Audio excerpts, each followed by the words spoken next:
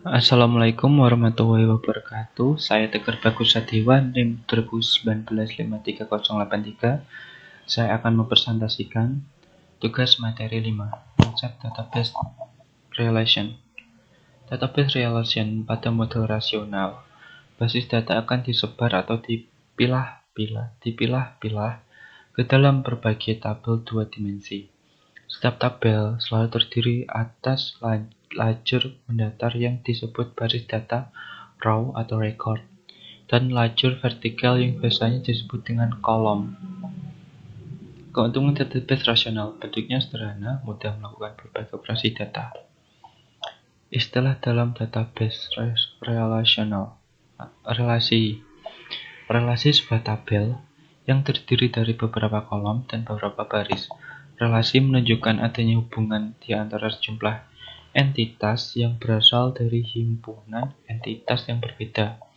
Entitas individu yang mewakili suatu yang nyata dan dapat dibedakan dengan yang lain. Atribut kolom pada sebuah relasi. Setiap entitas pasti memiliki atribut yang mendeskripsikan karakter dari entitas tersebut.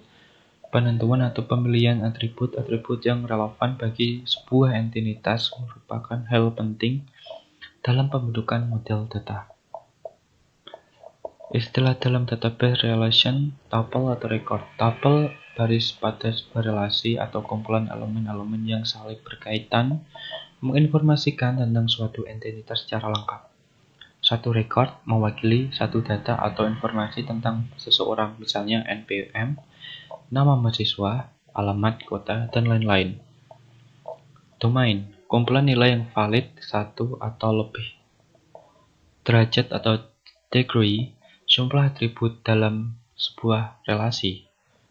Cardinality, jumlah tuple dalam sebuah relasi.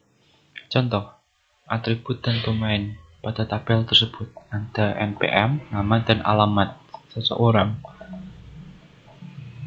Relation key, contoh super key.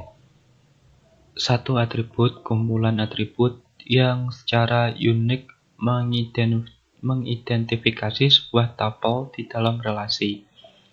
Candidate key, suatu atribut, satu set minimal atribut yang mengidentifikasikan secara unik suatu kejadian spesifik dari entitas. Atribut di dalam relasi yang biasanya mempunyai nilai unik. Primary key merupakan satu atribut atau satu set minimal atribut yang tidak hanya mengidentifikasikan secara unik suatu kejadian spesifik, tapi juga dapat mewakili setiap kejadian dari suatu entitas. Candidate key yang dipilih untuk mengidentifikasikan tabel secara unik dalam relasi. Setiap kunci candidate key mempunyai peluang menjadi primary key, tetapi sebaiknya dipilih satu saja yang dapat mewakili secara menyeluruh terhadap entitas yang ada. Alternate key merupakan candidate key yang tidak dipakai atau dipilih sebagai primary key. Foreign key atau kunci tamu, atribut dengan domain yang sama yang menjadi kunci utama pada sebuah relasi, tetapi pada relasi lain atribut tersebut hanya sebagai atribut biasa. Kunci tamu ditempatkan pada entitas anak dan sama dengan primary key induk direlasikan. Sekian dari saya. Mohon maaf jika salah kata dan tidak jelas.